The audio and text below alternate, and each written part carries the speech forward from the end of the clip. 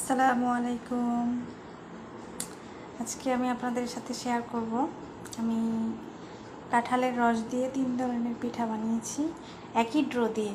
এই যে এটা আমি কেক সিস্টেম করে বানিয়েছি। কেক যেভাবে বানাই ঠিক ওইভাবে আমি বানিয়েছি।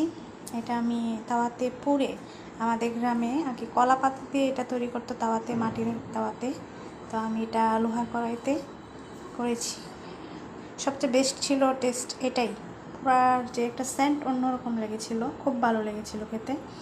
আর এটা আমি ভাপা পিঠার মতো করেছি, সেম ভাপা পিঠা যেভাবে তৈরি করা হয় ওইভাবেই আমি এটা তৈরি করেছি।